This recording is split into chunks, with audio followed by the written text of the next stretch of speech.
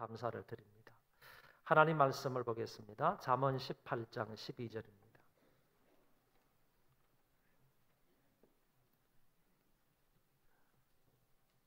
잠언 18장 12절 한 구절 말씀이니까 다 같이 읽도록 하겠습니다. 시작. 사람의 마음에 교만은 패망의 선봉이요 겸손은 존귀의 길잡이니라. 아멘. 2020년 2월 달의 주제가 겸손과 믿음입니다. 그래서 이번 주와 다음 주에는 그 겸손에 관해서 말씀을 드리고 셋째 주와 넷째 주에는 믿음에 관해서 설교를 하려고 합니다. 오늘은 겸손에 관한 그런 말씀 또는 교만과 아울러서 이런 말씀을 좀 드리려고 하는데, 구약 성경에 찾아보니까 교만에 대한 말이나 아니면 겸손에 대한 말이 많이 나오지만 어떤 단어가 더 많이 나올까? 제가 조사를 해보니까 교만에 대한 말씀이 겸손보다도 훨씬 더 많이 나오는 것을 확인할 수가 있었습니다. 예를 들면 교만하지 말라, 사고하지 말라, 마음을 높이지 말라, 이런 말씀들이 상당히 많이 기록되어 있더라라는 것입니다. 오늘은 먼저 겸손에 대해서 조금 얘기를 하면서 본문으로 들어가도록 하겠습니다. 겸손을 흔히 남들 앞에서 자기 자신을 낮추는 것이라고 정의를 합니다. 이 정의도 옳은 정의입니다. 다른 사람들 앞에서 나 자신을 낮추는 것, 이것이 바로 겸손이라고 할 수 있습니다. 그런데 구약 성경에 찾아보면 이런 의미뿐만 아니라 또 다른 의미가 있음을 알게 됩니다. 경제적으로 착취당하는 사회적 하류층을 지칭하는 개념으로 겸손이라는 말이 사용이 되더라는 것입니다. 또 달리 말하면 가진 것이 없어서 사회적 편두리에 속한 사람들을 겸손하다, 겸손한 자다, 이렇게도 표현을 하더라 하는 얘기입니다. 그래서 성경은 이런 사람들을 가리켜서 겸손하다, 겸손한 자라고 말해주고 있습니다.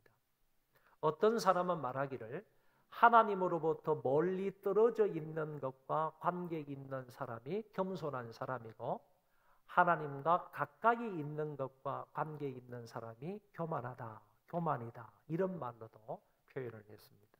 예를 들면 하나님과 가까이 있는 듯 보이는 그런 사람, 다시 말해서 하나님으로부터 은혜도 많이 받고 하나님으로부터 사랑과 복도 많이 받아서 정말 부귀영화를 누리면서 떵떵거리면서 높은 자리에서 살아가는 그런 사람들. 그런데 그런 사람들이 오히려 마음이 교만하다는 얘기입니다. 그래서 그런 사람의 교만은 아랫사람, 자기보다 못한 사람, 자기보다 못 배운 사람, 자기보다 못 사는 사람, 이런 사람들을 멸시하며 하찮게 생각하게 된다. 이것이 바로 하나님과 가까이 있는 사람으로서의 교만이다, 이렇게 말할 수 있습니다.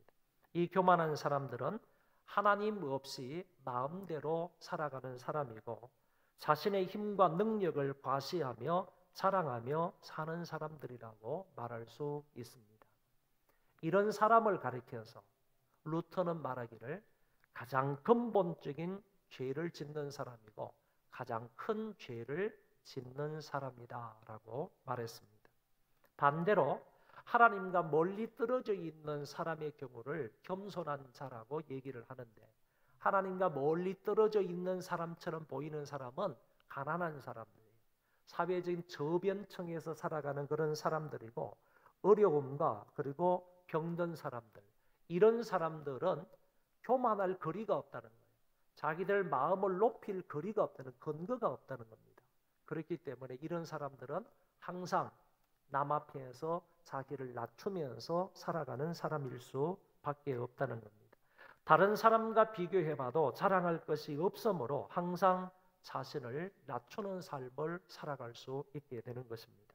자신의 비천한 상태를 고백하며 하나님의 은혜를 감사하고 찬양하는 삶을 살게 되는 것입니다. 그래서 어떤 사람의 말로는 하나님과 멀리 떨어져 있는 것과 관계 있는 사람이 겸손한 사람이고, 하나님과 가까이 있는 것과 관계되어 있는 사람이 교만할 수 있다 하는 말로 얘기를 했습니다. 저는 오늘 두 가지 주제로 여러분들에게 말씀을 드리기를 원하는데, 첫 번째는 바로의 교만과 그 결과에 대한 말씀을 드리고자 합니다. 하나님께서 이집트를, 애굽을 심판하시는데 10가지 재앙으로 심판을 했습니다. 6번째 재앙이 악성 종기의 재앙이었습니다. 많은 애굽 사람들이 이 종기에 시달리면서 고통과 괴로움 속에 있었습니다. 그럼에도 불구하고 바로는 하나님의 백성들을 자기 땅에서 내보내지 않았습니다. 하나님은 이렇게 교만한 그 바로를 향해서 이렇게 말씀하십니다. 내가 여전히 내 백성 앞에 교만하여 그들을 보내지 아니하느냐. 하나님께서 일방적으로 그 바로왕을 향해서 말씀하시기를 너는 교만하다. 교만한 마음 때문에, 완악한 마음 때문에 내 백성을 보내지 않는 것이다 라고 말씀을 하셨습니다. 10가지 재앙 중 7째 재앙이 우박 재앙입니다. 우박이 억수같이 내려서 그 우박으로 인해서 이 애굽 전역에 많은 피해를 당했습니다. 이때 바로는 모세와 아론에게 우리를 위해서 기도해달라. 너희 하나님께 기도해서 이 우박이 없어지게 해달라. 우박이 더 이상 내리지 않게 해달라. 이렇게 바로가 요청을 했습니다. 그리고 이제 하나님의 뜻에 순종해서 내가 이스라엘 백성들을 이 땅에서 보내겠다. 이렇게 얘기를 한 것입니다. 그 말을 들은 모세가 하나님께 기도를 했습니다. 하나님이 그 기도를 들어서 우박을 멈추게 하셨습니다.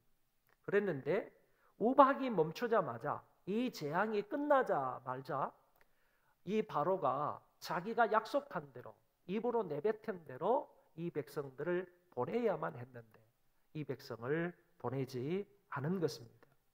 재앙이 있을 때는 항복을 하는 척 했다가 그 재앙이 끝남과 동시에 자기의 완악한 마음을 그대로 유지하고 있는 바로왕의 모습을 볼 수가 있습니다.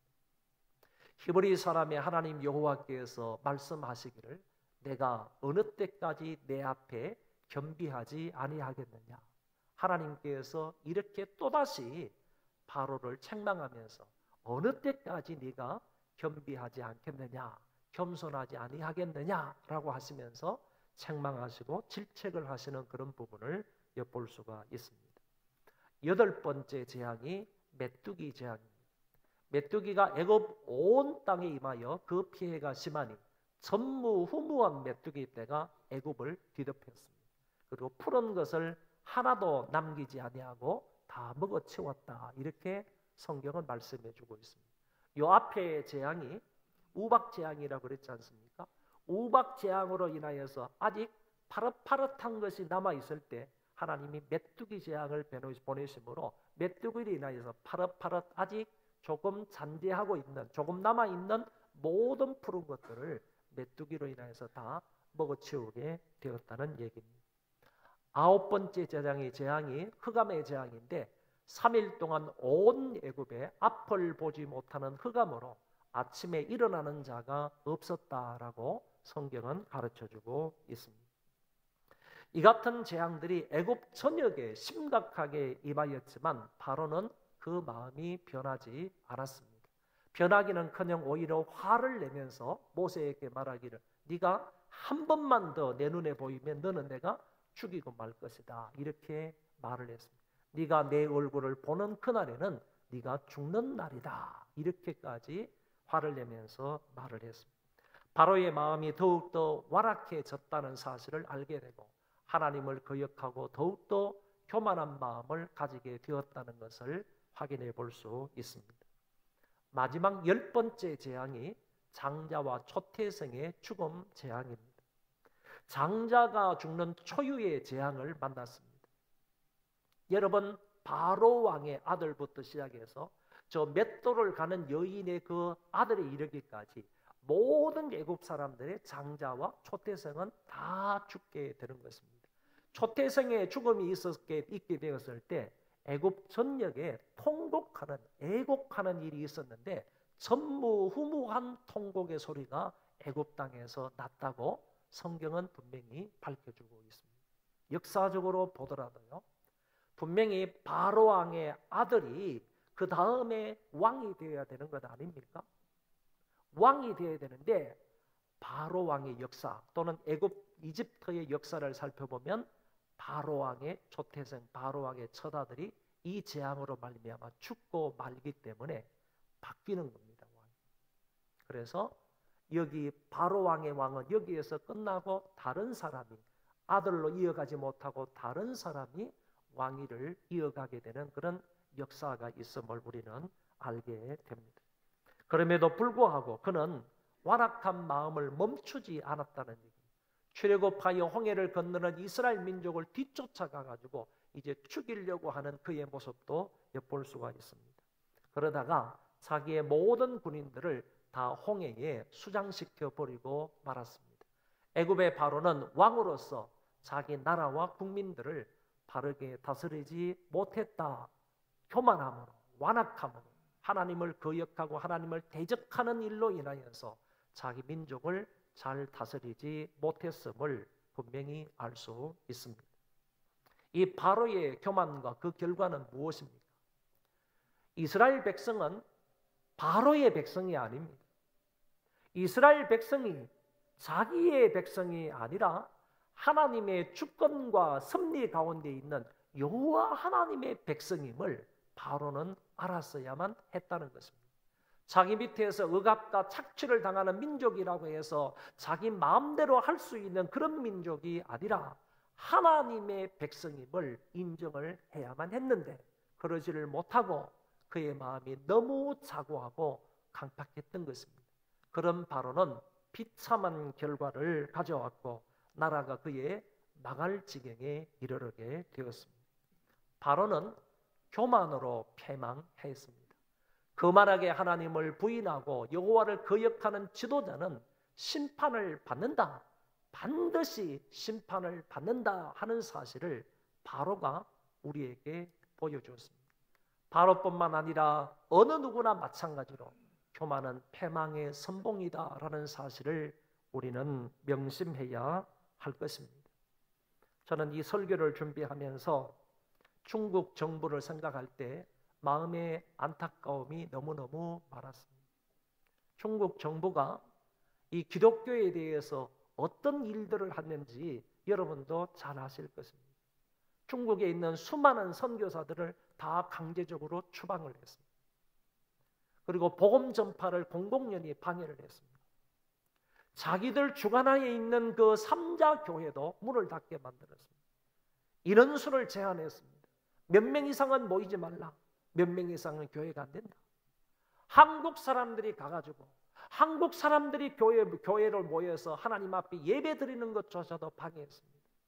몇 교회들을 다 폐쇄시켜버렸습니다. 더 나아가서요, 중국 정부가 최근에 어떤 무서운 일을 했는지 아십니까? 성경을 바꾼다고 했습니다. 하나님의 말씀에 성경을 자기의 뜻대로 바꾸겠다는 얘기예요. 공산주의 사상으로 성경을 바꾸겠다는 얘기입니다. 공공연히 얘기한 것입니다. 여러분, 이런 것을 통하여서 중국 정부는 하나님을 대적하고 있는 거예요. 복음 전파를 공공연히 방해하고 있는 거예요. 교회의 십자가를 꺾어버리고 있는 거예요. 많은 선교사들에게 가해를 했습니다. 이런 것으로 인하여 하나님의 진노가, 하나님의 재앙이 그 땅에 임한 것 아닌가?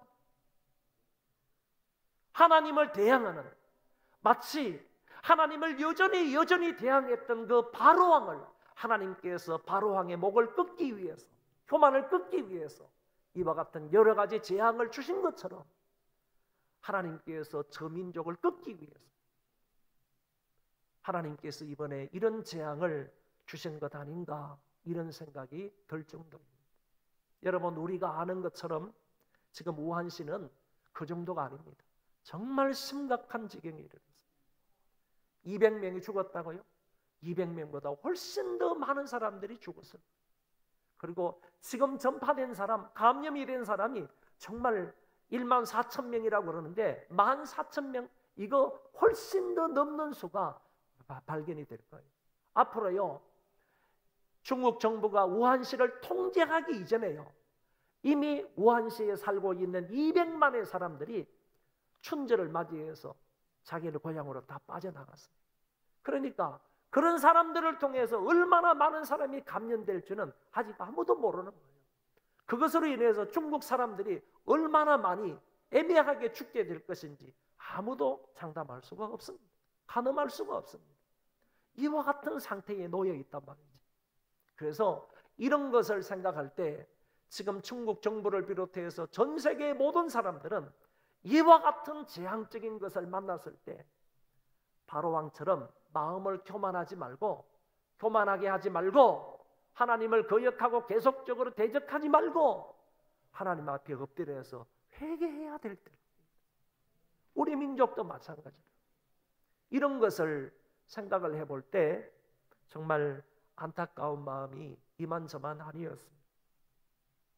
교만은요, 패망의 선봉입니다. 성경을 보시기 바랍니다. 거만한 자를 하나님이 비웃으신다고 했어요. 여러분, 비웃으시는 그런 증거가 뭐냐? 비웃으시는 증거가 바로 재앙이라는 얘기예요. 재앙이라는. 이와 같은 재앙이 있을 때, 이거 하나님이 우리의 죄악을 따라서 행하는 이 모든 것을 보시고 비웃으시는 일이구나, 이렇게 생각을 해야 되는 거예요. 하나님이 거만한 자를요 비웃습니다. 뭐 감히 내 말인 성경을 바꾼다고? 진리의 말씀을 변화시킨다고? 너희들 사상에 맞추어서 바꾼다고? 하나님께서 가정히 여기시는 거예요. 하나님이 비웃으시는 거예요. 비웃으시는 거예요. 그런 사람은 하나님이 반드시 낮추시겠다고 말씀해요. 그런 것이 욕이 되게 하셨다. 그런 교만한 자의 집을 하나님께서 허물어 버리시겠다, 허시겠다고 하셨습니다. 무서운 말씀 아닙니까? 중국이 아무리 경제적인 대국으로 나아가는 그런 발걸음 속에 있다 할지라도 하나님이 허물어 버리시면요, 순식간에 다 허물어 버리고 다 디스트로이 되고 마는 거예요. 파괴되고 마는 거예요. 하나님이 교만한 사람을 분명히 이렇게 하시겠다고 말씀을 하셨어요. 본문에서는 교만은 멸망의 선봉이다. 그러므로 교만의 결과는 파멸이라고 말할 수 있는 것입니다. 이사야 14장의 말씀에 보면 새벽별 계명성에 대한 이야기가 나옵니다. 이 본문을 근거로 해서 어떤 사람은 타락한 마귀의 정체를 밝히기도 합니다. 다시 말해서 마귀가 어떻게 해서 마귀가 되었느냐? 이 사람의 존재가, 이 마귀의 존재가 원래는 하나님을 잘 섬기는 루시퍼라는 존재인데 그 루시퍼가 교만해져서 타락해서 마귀가 되었다. 그때 서는 그 근거 구절이 바로 이사야 14장의 말씀이라는 것입니다. 그러나 1차적인 이 본문의 의미는 계명성과 같은 바벨론 왕의 몰락을 말해주고 있는 거예요. 그 당시 바벨론 나라 왕이 얼마나 교만했는지 여러분 성경을 통해서 한번 확인해 보시기 바랍니다. 내가 하늘에 올라가, 바벨론 왕의 말입니다.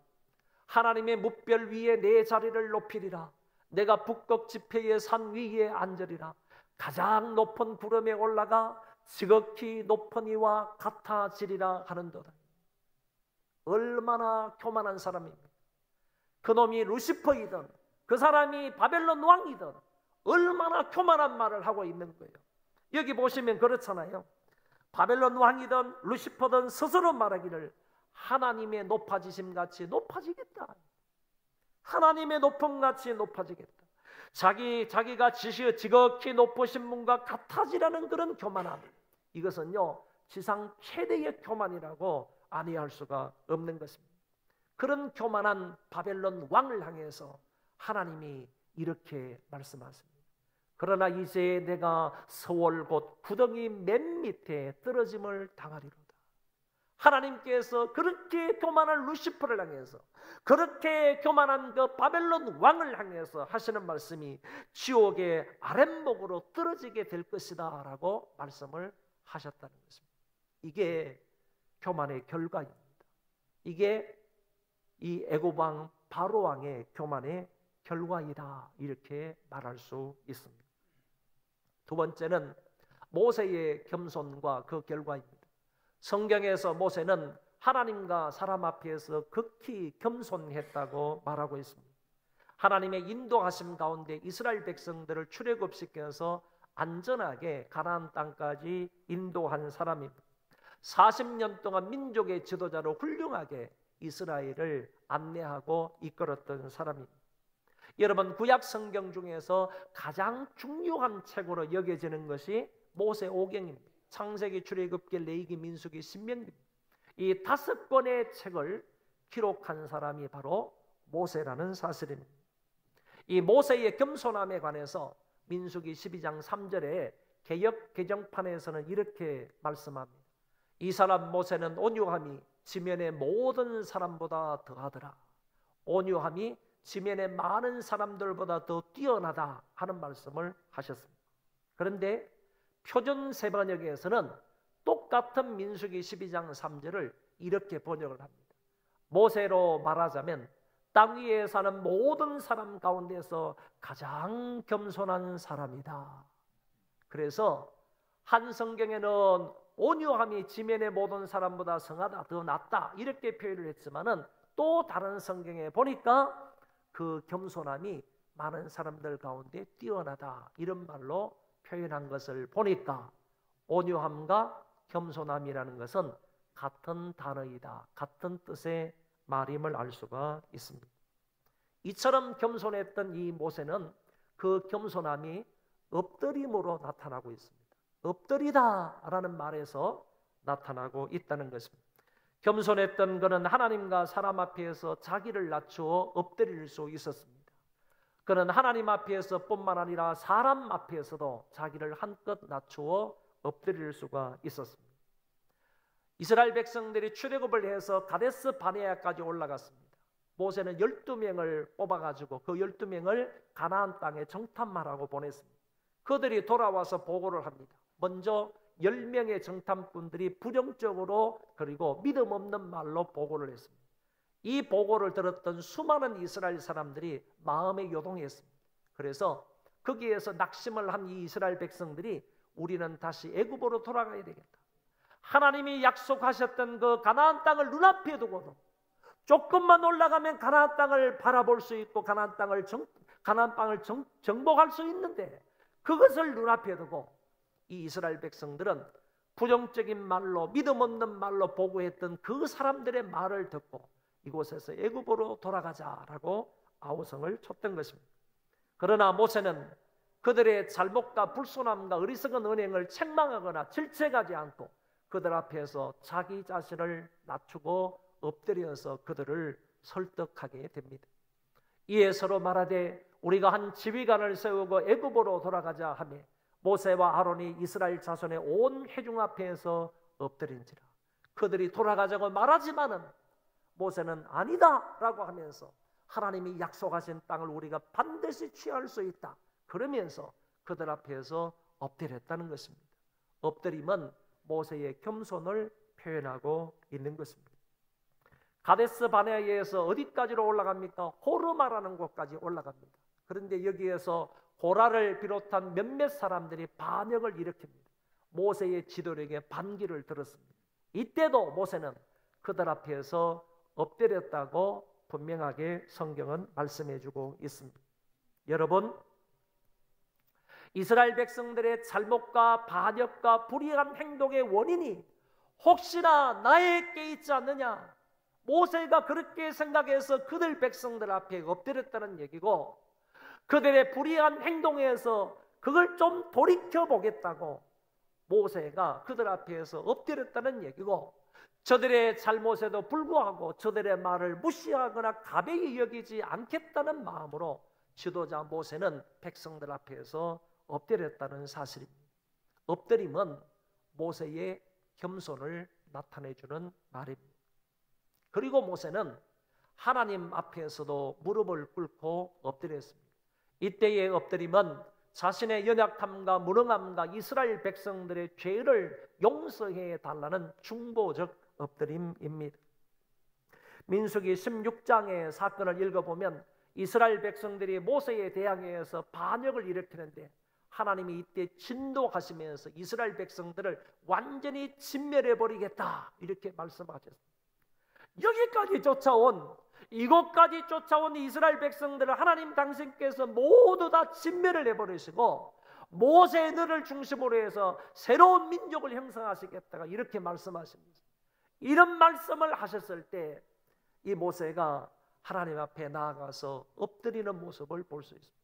두 사람이, 모세와 아론이 엎드려 이르되 하나님이여, 모든 육체의 생명의 하나님이여, 한 사람이 범죄하였거늘 온 회중에게 진노하시나이다. 이때 하나님이 말씀하시기를 너희는 이 회중에게서 떠나라, 내가 순식간에 그들을 멸하려 하노라 하시매 두 사람이 또 땅에 엎드렸습니다. 하나님 앞에 엎드려서 하나님 이 백성들을 용서해 달라고 엎드려 간구한 것이고, 하나님이 말씀하시니까 내가 이 백성들을 단숨에 그냥 멸망시켜 버리겠다. 특별히 고라 자손들, 하나님을 대항하고 민족의 지도자인 모세에 대항했던 그 고라 자손들을 한꺼번에 싹 쓸어 버리시겠다고 하나님이 말씀하셨을 때 모세는 그 하나님 앞에 또 엎드리는 겁니다. 이들의 잘못과 이들의 죄를 용서해 달라고, 하나님 불쌍히 여겨달라고, 긍휼히 여겨달라고, 어쩌면 한 번만 더 용서해 달라고 이 백성들의 죄 용서를 위해서 하나님 앞에 엎드렸던 사람이 모세입니다. 민수기 20장에도 마찬가지입니다.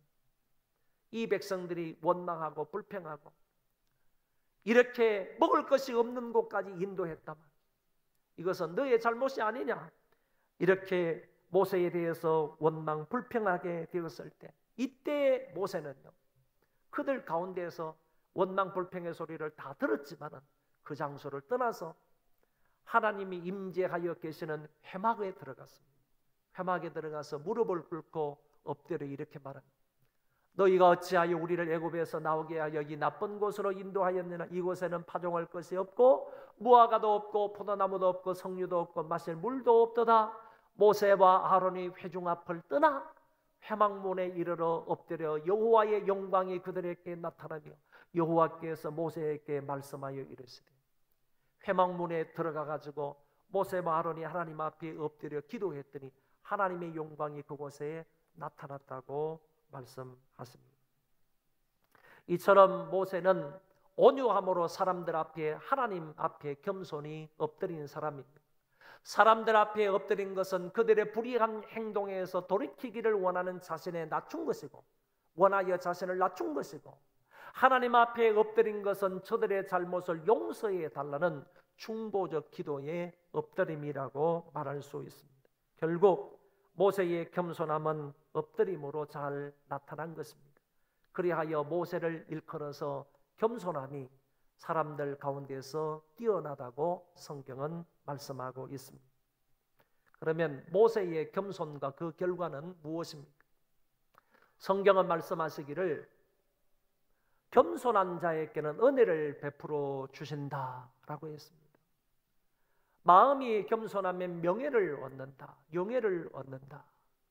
모세도 역시 하나님의 은혜 가운데서 겸손하게 살았으므로 은혜를 많이 받게 되었고 모세의 명예도 상당히 높았던 것으로 볼 수 있습니다.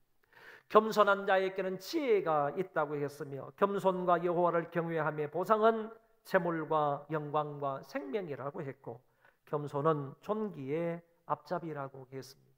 여러분, 이스라엘 역사 가운데서 살펴볼 때 민족의 지도자로서 가장 존경을 받는 인물이 바로 모세라는 사실입니다. 이처럼 사람 앞에서, 하나님 앞에서 존귀히 여김을 받는 자가 모세이다라는 말씀입니다. 출애굽기에서는 교만했던 바로 왕과 겸손했던 모세를 서로 대조해서 말씀하고 있습니다. 바울은 이 바로와 모세, 겸손했던 모세와 교만했던 바로의 모습을 성경 로마서 9장 18절에서 이렇게 말하고 있습니다. 그런즉 하나님께서 하시고자 하시는 자를 긍휼히 여기시고 하고자 하시는 자를 완악하게 하시느니라. 하나님께서 긍휼히 여기심으로 겸손한 자가 있는 것이고 하나님께서 긍휼히 여기지 아니하심으로 완악하고 교만한 자가 있다, 그런 얘기입니다.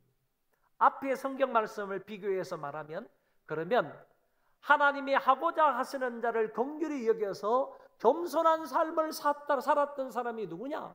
그 사람이 바로 모세라는 얘기예요.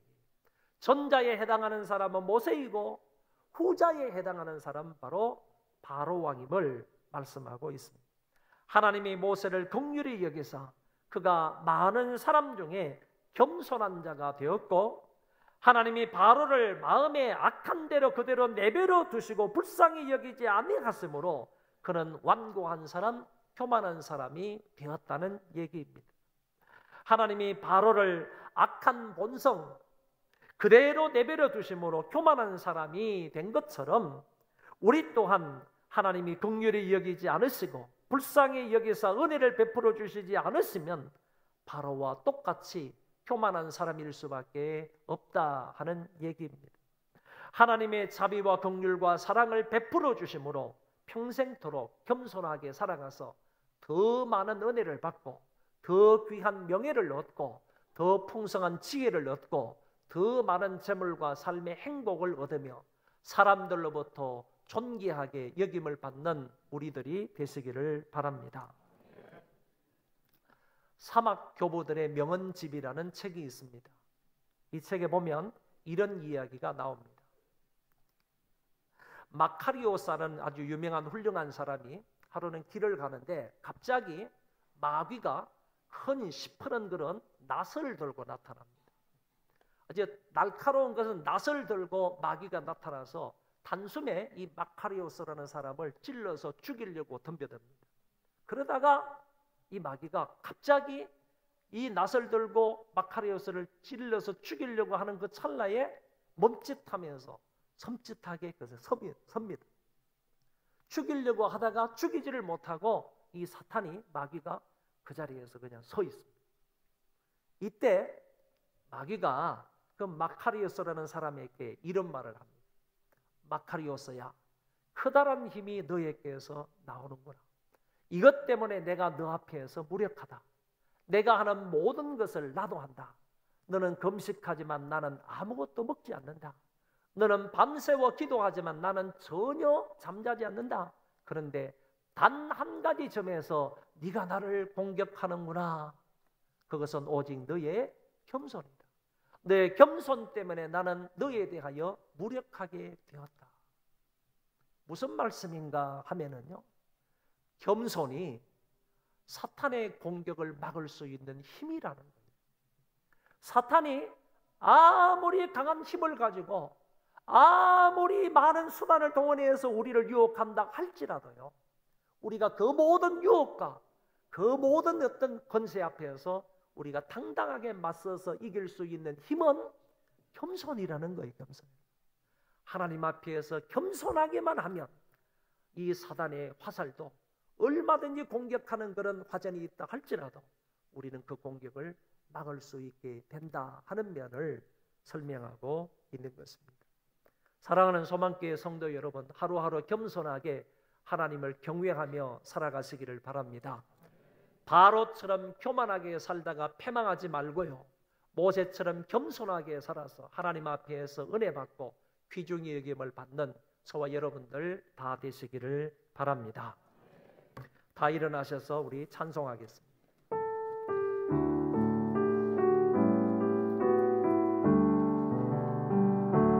주여 기도하게 하소서. 오늘 하루하루 순간을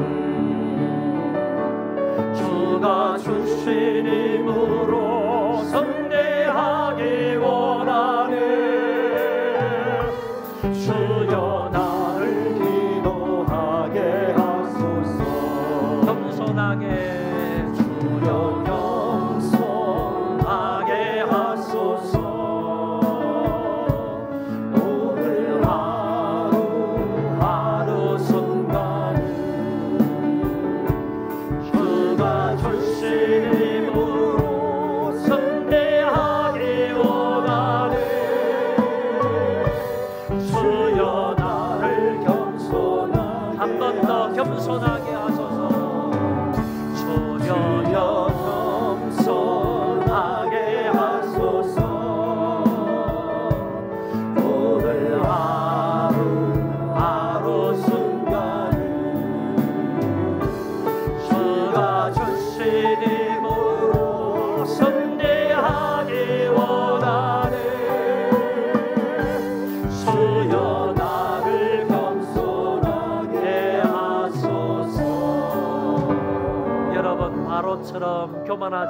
교만하게 살지 않고 모세처럼 온전히 겸손함으로 살아가는 우리가 되게 해달라고 하나님 앞에 기도할 수 있기를 바랍니다. 겸손은 내 마음대로 되는 것이 아닙니다.